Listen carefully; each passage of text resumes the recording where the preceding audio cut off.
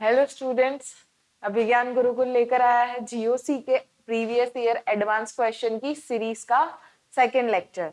GOC का first lecture हमने देखा था जिसमें हमने क्लासिफिकेशन एंड नोमेनक्लेचर के जितने भी हमारे पास प्रीवियस ईयर एडवांस के क्वेश्चंस थे हमने सबकी प्रैक्टिस करी थी। आज हम isomerism and reaction mechanism and effect के जितने हमारे पास पीवाईक्यूज एडवांस में आए हुए क्वेश्चंस होंगे उनकी प्रैक्टिस करेंगे। स्टार्ट करते हैं हम आइसोमेरिज्म के फर्स्ट एमसीक्यू से। तो हमारा फर्स्ट एमसीक्यू है कि the number of isomers of C6H14 is. हमें C6H14 के आइसोमर्स ड्रॉ करने हैं, कितने आइसोमर बनेंगे तो हमें ये ड्रॉ करके देखने पड़ेंगे। तो इसके लिए फर्स्ट हमारा C6H14 का आइसोमर बनेगा स्ट्रेट चेन 1 2 3 4 5 एंड 6। फर्स्ट हमारा ये हो गया। सेकंड, हम इसका आइसो स्ट्रक्चर बना सकते हैं, एक मिथाइल ग्रुप को सेकंड पोजीशन पे लगा सकते हैं। तो ये हमारा हो गया 1 2 3 4 5 और सेकंड पोजीशन पे एक मिथाइल। ये हमारा हो गया C6H14। अब हम इसी मिथाइल ग्रुप को थर्ड पोजीशन पे लगा देंगे तो ये 3 मिथाइल पेंटेन हो जाएगा। ये हमारा 2 मिथाइल पेंटेन है। तो ये हमारा हो गया 3 मिथाइल पेंटेन। टोटल 3 बने हैं अभी तक। फोर्थ, हम इसी स्ट्रक्चर को नियो स्ट्रक्चर ड्रॉ कर सकते हैं। 2 मिथाइल ग्रुप अगर हम सेकेंड कार्बन पर लगा देंगे तो 1 2 3 4 और यहाँ पर हमने 2 मिथाइल ग्रुप लगा दिए तो ये हमारा 2 2 डाइमिथाइल ब्यूटेन हो गया। तो 4 स्ट्रक्चर हमारे ये हो गए। एक और स्ट्रक्चर हमारा बनेगा जिसमें दोनों एडजेसेंट कार्बन पर अगर हमें मिथाइल ग्रुप लगाना है, जैसे यहाँ पर हमने सेम कार्बन पर लगा दिया, अब हम एडजेसेंट कार्बन पर मिथाइल ग्रुप ऐड करेंगे, एक सेकंड कार्बन पे एक थर्ड कार्बन पे। अब इनके सबके आईयूपीएसी नेम हमने चेक करना है, सबके डिफरेंट आएंगे। अगर आपको पॉसिबल स्ट्रक्चर कोई और भी लग रहा है कि हम कोई और स्ट्रक्चर भी ड्रॉ कर सकते हैं तो वो ड्रॉ करके देखेंगे तो उनका आईयूपीएसी नेम इसके आईयूपीएसी नेम से सिमिलर आएगा। तो मैक्सिमम पॉसिबल C6H14 के हमारे पास 5 आइसोमर्स बनेंगे। तो इसका आंसर हुआ हमारे पास B, total number of 5 isomer. अब हम देखते हैं हमारा क्वेश्चन नंबर सेकंड, वो है the number of isomers of the compound with the molecular formula C2BrClF। तो यहाँ पर हमारे पास एल्कीन दिया हुआ है, हमें C2 दिया हुआ है, मींस 2 कार्बन है तो 2 कार्बन का हमारे पास हो गया ये एल्कीन। और हमें 4 हेलोजन दिए हुए हैं, जैसे एक है हमारे पास bromine, chlorine, fluorine and iodine. तो bromine, chlorine, fluorine and iodine को हम एडजस्ट कर कर देखेंगे। तो हमें पहले हम एडजस्ट करते हैं ब्रोमीन एंड आयोडीन को और इधर हम एडजस्ट करेंगे फ्लोरीन एंड क्लोरीन को। अब हम एक किसी भी सब्स्टिट्यूट को जो हमारे एल्कीन से अटैच्ड है उसको हम एक पोजीशन पे फिक्स कर देंगे और बाकी सब्स्टिट्यूट्स को या बाकी हेलोजन्स को हम चेंज करते रहेंगे। जैसे हमने ब्रोमीन को यहीं पर फिक्स कर दिया। अब सेकेंड स्ट्रक्चर में हम ब्रोमीन को यहीं रख देंगे और यहाँ पर हम फ्लोरीन, आयोडीन और क्लोरीन कर देंगे। तो ये हमारा स्ट्रक्चर है, इसका हम EZ बना सकते हैं। जैसे ब्रोमीन एंड आयोडीन में हमने प्रायोरिटी आयोडीन को देनी है, फ्लोरीन एंड क्लोरीन में हमने प्रायोरिटी क्लोरीन को देनी है, तो ये हमारा Z हो गया। इसको हम स्विच कर देंगे तो ये हमारा E हो जाएगा। तो इसके 2 आइसोमर्स बनेंगे E and Z। Same second molecule के भी हमारे पास 2 आइसोमर बनेंगे E and Z। अगर similar priority group means higher priority group अगर सेम साइड तो Z and higher priority group अगर डिफरेंट साइड तो E। अब थर्ड स्ट्रक्चर हमारा बनेगा जिसमें हमने ब्रोमीन को यहीं पर रखना है बट फ्लोरीन को अब हम यहाँ पर ले आएंगे। तो ये हमारा क्लोरीन और ये हमारा आयोडीन। सेम इसके भी हम 2 आइसोमर बना सकते हैं जो कि हमारे E and Z बनेंगे। तो मैक्सिमम पॉसिबल हमारे पास 6 आइसोमर्स बनेंगे C2BrClFi। 2 इससे EZ, 2 सेकंड से EZ एंड 2 थर्ड मॉलिक्यूल से EZ। तो ऐसे किसी भी एल्कीन में अगर डिफरेंट चार्ज सब्स्टिट्यूएंट होते हैं तो हम EZ आइसोमर्स यूज करते हैं। अगर 2 सेम होते हैं, दोनों डिफरेंट कार्बन पर अगर 2 सेम अटैच्ड होते हैं तो हम सिस ट्रांस आइसोमर्स यूज करते हैं। यहाँ पर हमारे पास चारों सब्स्टिट्यूट डिफरेंट हैं तो हम E and Z isomer use करेंगे। तो हमारे टोटल नंबर ऑफ आइसोमर्स हो जाएंगे 6। तो इसका आंसर हुआ हमारे पास डी। अब हम आते हैं हमारे क्वेश्चन नंबर 3 पर। द स्ट्रक्चर इमेज, मतलब हमारे पास ये इमेज है, हमें इसमें चेक करना है कि ये इमेज हमें ज्योमेट्रिकल आइसोमर या ऑप्टिकल आइसोमर दोनों में से क्या शो कर रही है। तो यहाँ पर हम देखेंगे ज्योमेट्रिकल आइसोमर के लिए एल्कीन वाले कार्बन पर दोनों डिफरेंट ग्रुप प्रेजेंट होने चाहिए। ये दोनों हमारा एल्कीन कार्बन है, इस पर तो दोनों डिफरेंट ग्रुप अटैच्ड है, बट यहाँ पर दोनों मिथाइल ग्रुप अटैच्ड है, तो ये ज्योमेट्रिकल आइसोमर शो नहीं करेगा। बट अब हम देखते हैं ऑप्टिकल आइसोमर का केस, मतलब एक कायरल कार्बन उसमें प्रेजेंट होना चाहिए। तो यहाँ पर ये कायरल कार्बन है, चारों ग्रुप डिफरेंट है, hydrogen acidic group CH3 and fourth group is this. The structure, मतलब ये स्ट्रक्चर हमारा ओनली ऑप्टिकल आइसोमेरिज्म शो करेगा। ज्योमेट्रिकल आइसोमेरिज्म में 2 CH3 एक कार्बन पर अटैच्ड है, तो ये ज्योमेट्रिकल आइसोमेरिज्म शो नहीं करेगा। तो हमारा थर्ड क्वेश्चन का आंसर होगा बी। अब आते हैं हमारे fourth next question. Isomer which can be interconverted through rotation around a single bond are.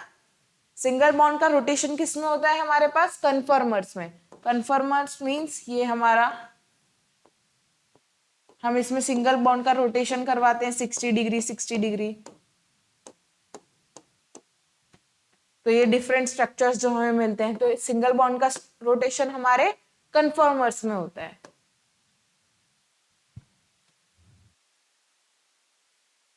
And isomer of ethanol is, ethanol का आइसोमर देखना है हमें। तो आइसोमर के लिए जर्नल फॉर्मूला सेम होना चाहिए। इथेनॉल का फॉर्मूला, मॉलिक्यूलर फॉर्मूला है हमारे पास C2H5OH। अब हम ऑप्शन से चेक करते हैं। फर्स्ट मीथेनॉल, मीथेनॉल का जो फॉर्मूला हमारे पास होता है CH3OH। डाई इथाइल ईथर, मतलब दोनों साइड इथाइल है इसमें, मतलब C4 हो जाएगा, तो ये भी नहीं होगा। यहाँ पर C1 है, ये भी नहीं होगा। अब हम आते हैं एसीटोन पे। तो एसीटोन और हमारे जो ईथर होते हैं उनका जर्नल फॉर्मूला ही डिफरेंट होता है, तो ये दोनों तो आपस में आइसोमर होंगे नहीं। अब हमारा आता है फोर्थ ऑप्शन, जो कि हमारे पास di methyl ether. Di methyl ether CH3OCH3, इसका हम general formula, molecular formula check करेंगे तो वो भी यही आएगा C2H5OH के सिमिलर। और ईथर और अल्कोहल का जर्नल फॉर्मूला हमारे पास सेम होता है, तो हमारा फिफ्थ का आंसर हुआ डी, डाइमिथाइल ईथर। ये हमारा इथेनॉल का फॉर्मूला है, ये हमारा डाइमिथाइल ईथर का फॉर्मूला है।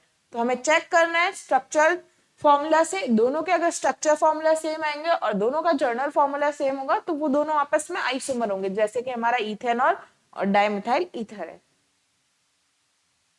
नेक्स्ट क्वेश्चन है हमारे पास, the compound which is not isomeric with diethyl ether is. अब हमें ये जितने कंपाउंड हमारे पास पॉसिबल हैं सबके स्ट्रक्चर्स ड्रॉ करके देखने हैं कि कौन सा कंपाउंड हमारा डाइइथाइल ईथर से आइसोमरिज्म शो करेगा या नहीं करेगा। हमें पूछा है नहीं करेगा, तो फर्स्ट हमारा डाइइथाइल ईथर। तो डाइइथाइल ईथर का स्ट्रक्चर हो गया हमारे पास C2H5O C2H5। अब हमें फर्स्ट का स्ट्रक्चर बना है N प्रोपाइल मिथाइल ईथर, मतलब प्रोपाइल, तो ये हमारा 3 कार्बन का प्रोपाइल और ये हमारा मिथाइल, तो ये हमारा propyl methyl ether.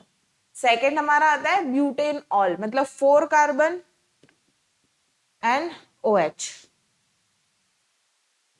And C हमारा आता है 2 मिथाइल प्रोपेन 2 ऑल, मतलब 3 कार्बन है, प्रोपेन है, तो 2 पर ही हमारा मिथाइल ग्रुप है एंड 2 पर ही हमारा OH ग्रुप है।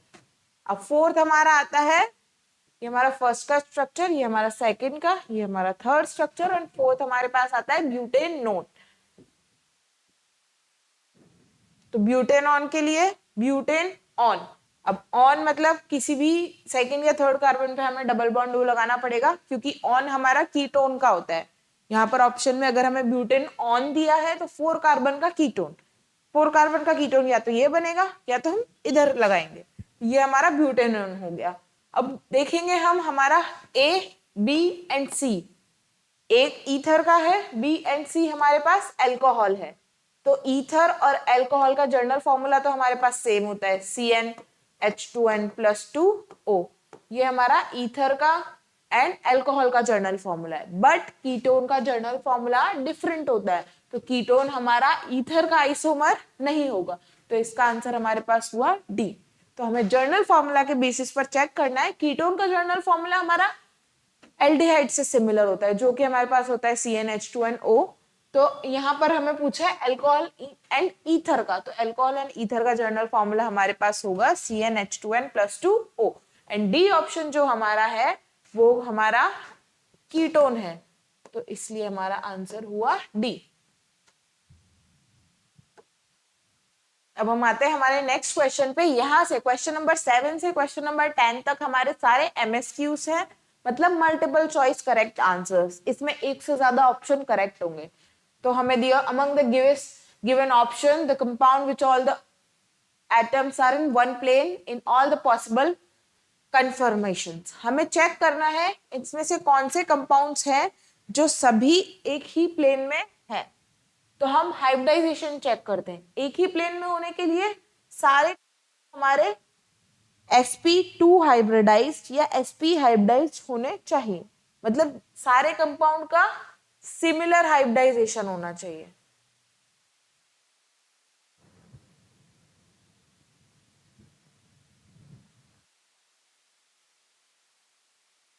हमारे कंपाउंड वन प्लेन एक ही प्लेन में होंगे, मींस या तो उसमें sp2 या sp, ये दोनों हाइब्रिडाइजेशन प्रेजेंट होने चाहिए, तो वो एक ही प्लेन में होते हैं। sp हाइब्रिडाइजेशन मेनली लीनियर और प्लेनर होता है। तो मेनली जिस कंपाउंड में sp हाइब्रिडाइजेशन sp2 हाइब्रिडाइजेशन के साथ में है वो हमारे all atom are in one plane in all the possible conformation, मतलब कार्बन से अटैच जितने भी एटम है हमारे पास सभी एक ही प्लेन में प्रेजेंट होने चाहिए। अब हम चेक करते हैं हमारे फर्स्ट में हमारे सारे कार्बन, ये sp2 है, ये भी sp2 है, ये भी sp2 है, ये भी sp2 है, बट यहाँ पर हमारा हाइड्रोजन जिस प्लेन में है उस प्लेन में यहाँ पर हमारे हाइड्रोजन नहीं होंगे, क्योंकि यहाँ पर हमारे पास 2 हाइड्रोजन है। ये स्ट्रक्चर ऐसा है, यहाँ पर 1 हाइड्रोजन, यहाँ पर 2 हाइड्रोजन। तो ये दोनों हाइड्रोजन अगर सेम प्लेन में होंगे तो ये हाइड्रोजन डिफरेंट प्लेन में होगा, तो ये तो हो गया हमारा इनकरेक्ट। अब हम आते हैं हमारे सेकंड पे। सेकंड में हमारे पास यहाँ पर sp हाइब्रिडाइजेशन है, यहाँ पर भी इस कार्बन पर भी sp, ये sp2 हाइब्रिडाइजेशन एंड ये भी हमारा sp2 हाइब्रिडाइजेशन। अब सेकंड में हम चेक करते हैं, हमारा हाइब्रिडाइजेशन सेकंड का है sp2 एंड sp, तो हमारे मॉलिक्यूल में sp2 and sp hybridisation possible होना चाहिए।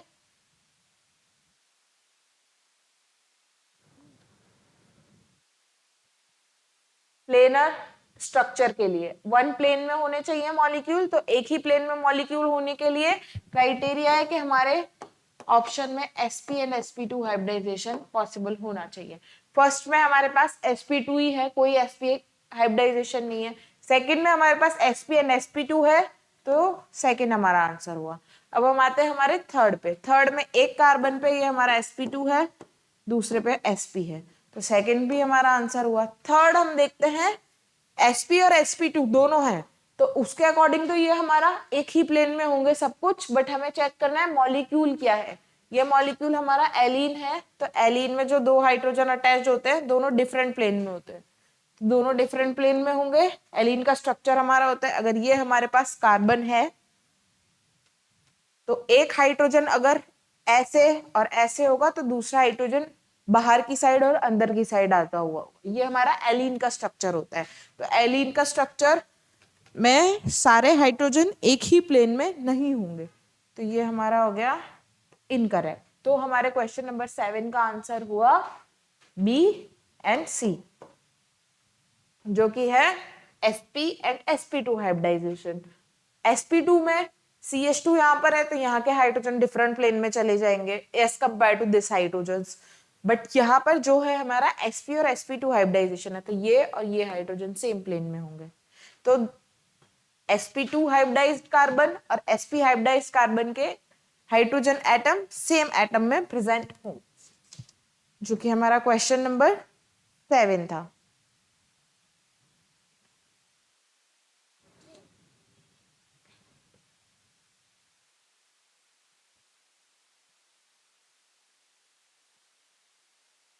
अब हम आते हैं हमारे क्वेश्चन नंबर 8 पर, जो कि द करेक्ट स्टेटमेंट। अब ये स्ट्रक्चर्स दिए हुए हैं या ऑप्शंस दिए हुए हैं, हमें स्ट्रक्चर के बेसिस पे ऑप्शंस देखने हैं। E, F and G are resonance structures. अब हमें चेक करना है E, F, G resonance structures हैं।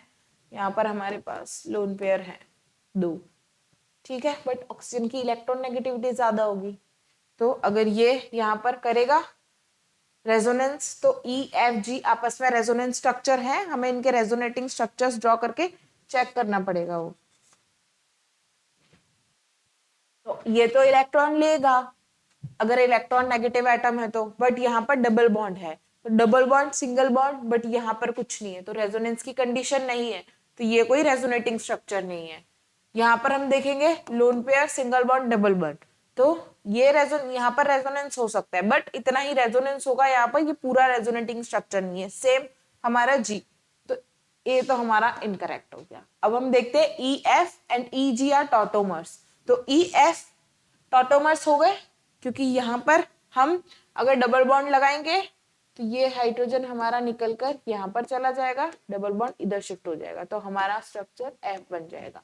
सेम ई और जेड में हम देखेंगे, ये डबल बॉन्ड हमारा निकल कर इधर चला जाएगा, तो एच हमारा इधर आ जाएगा, तो E, F and E, G are tautomeric structure, तो हमारा बी हो गया करेक्ट। अब हम आते हैं एफ एंड जी है ज्योमेट्रिकल आइसोमर्स।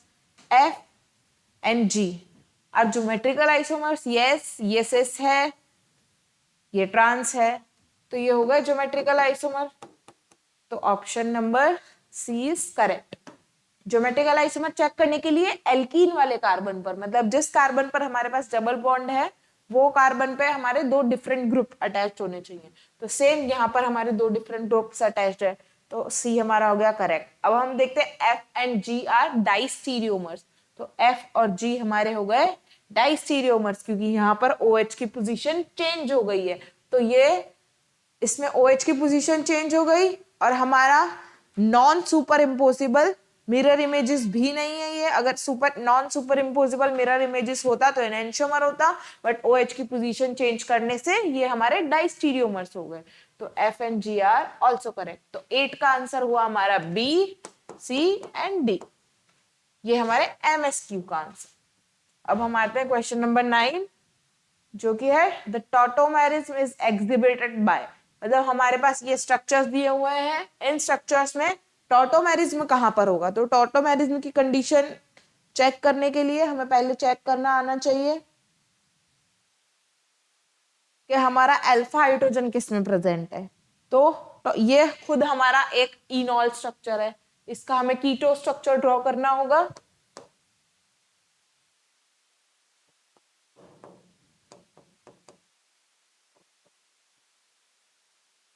तो ये हमारा कीटो स्ट्रक्चर हो जाएगा इसका। तो सेम चीज हमने ड्रॉ करके दी है, ये हमारा इनॉल फॉर्म है, ये हमारा कीटो फॉर्म हो गया, तो फर्स्ट तो हमारा शो करेगा टॉटोमेरिज्म। अब हम आते हैं हमारे सेकंड कंपाउंड पे। सेकंड कंपाउंड में हमारे पास देखेंगे तो टॉटोमेरिज्म शो करने के लिए कंडीशन में अल्फा हाइड्रोजन प्रेजेंट होने चाहिए कार्बन पर, sp3 कार्बन पर, तो यहाँ पर तो कोई अल्फा हाइड्रोजन हमारे पास प्रेजेंट नहीं है। अगर ये वाला अल्फा हाइड्रोजन हम लेंगे तो हम ले नहीं सकते, बट हमें यहाँ पर अल्फा हाइड्रोजन प्रेजेंट होना चाहिए, तो यहाँ पर 4 बॉन्ड्स है एंड नो अल्फा हाइड्रोजन्स, तो ये टॉटोमेरिज्म शो नहीं करेगा। अब हम आते हैं हमारे सी पर, तो सी के लिए हमें चेक करना है कि sp3 कार्बन पर अल्फा हाइड्रोजन प्रेजेंट होने चाहिए, तो इस मॉलिक्यूल के लिए यहाँ पर sp3 कार्बन पर अल्फा हाइड्रोजन प्रेजेंट है, सेम इस मॉलिक्यूल के लिए यहाँ पर sp3 कार्बन पर अल्फा हाइड्रोजन प्रेजेंट है, तो इसका टॉटोमेरिक स्ट्रक्चर अगर हम ड्रॉ करेंगे तो डबल बॉन्ड यहाँ पर, डबल बॉन्ड यहाँ पर, ये हमारा OH हो जाएगा, एंड यहाँ पर अगर हम डबल बॉन्ड लगाएंगे तो ये हमारा OH हो जाएगा, तो ये इसका टॉटोमेरिक स्ट्रक्चर हो गया, तो सी हमारा हो गया आंसर। अब हम चेक करते हैं हमारा ऑप्शन नंबर डी, तो इसके लिए हमारे पास यहाँ पर अल्फा हाइड्रोजन है, सेम इसके लिए हमारे पास यहाँ पर अल्फा हाइड्रोजन है, तो इसका टॉटोमेरिक स्ट्रक्चर अगर हम ड्रॉ करने जाएंगे तो एक डबल बॉन्ड हमारा ऊपर की साइड, जो OH यहाँ आ जाएगा, एक डबल बॉन्ड हमारा यहाँ पर, तो दूसरा OH यहाँ आ जाएगा, तो ये इसका टॉटोमेरिक स्ट्रक्चर हो गया। तो हमें टॉटोमेरिक स्ट्रक्चर ड्रॉ करने के लिए किसी भी sp3 कार्बन पर अल्फा हाइड्रोजन प्रेजेंट होने चाहिए, जिसका हम डीलोकलाइजेशन करवा के कीटो फॉर्म को इनॉल फॉर्म में चेंज करेंगे। तो इसका आंसर हो गया हमारा A, C एंड D।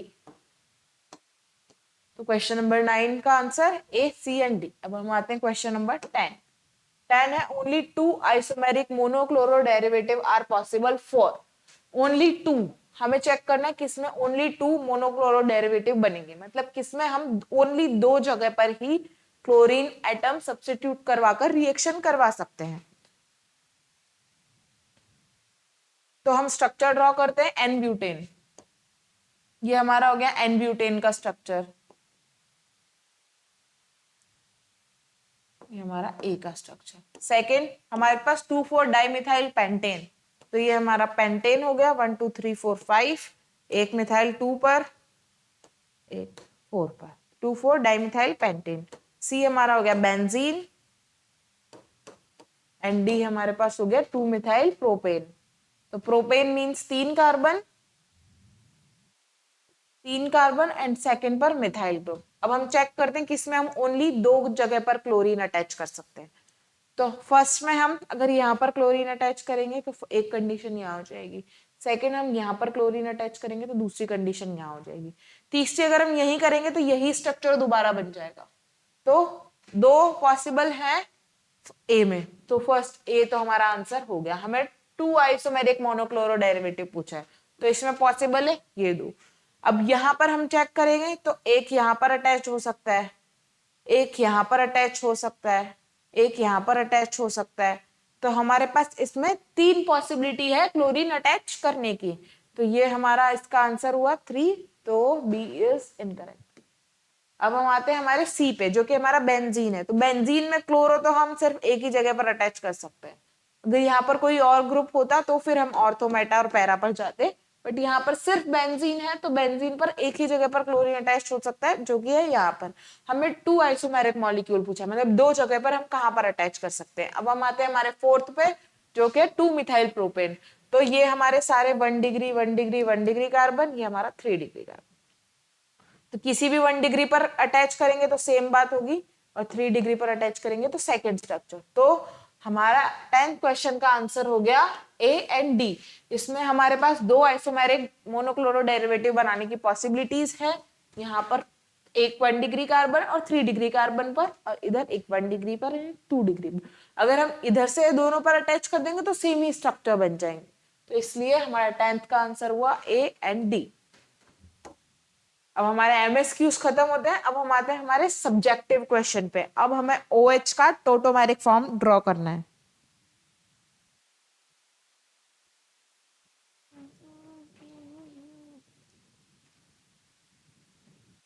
तो पहले फिनॉल का स्ट्रक्चर पता होना चाहिए हमें। फिनॉल का स्ट्रक्चर होता है ये हमारे पास, मतलब बेंजीन रिंग पर OH ग्रुप, ये इसका इनॉल फॉर्म है, सॉरी फिनॉल का इनॉल फॉर्म। अब अगर हमें इसका कीटो फॉर्म बनाना है तो हमें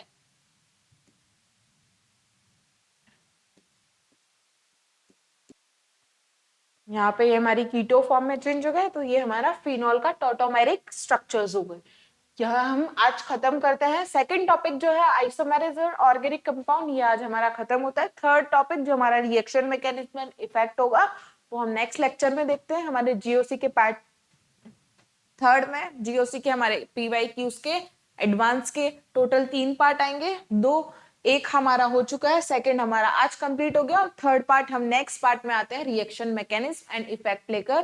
thank you so much for watching. Please do share and subscribe.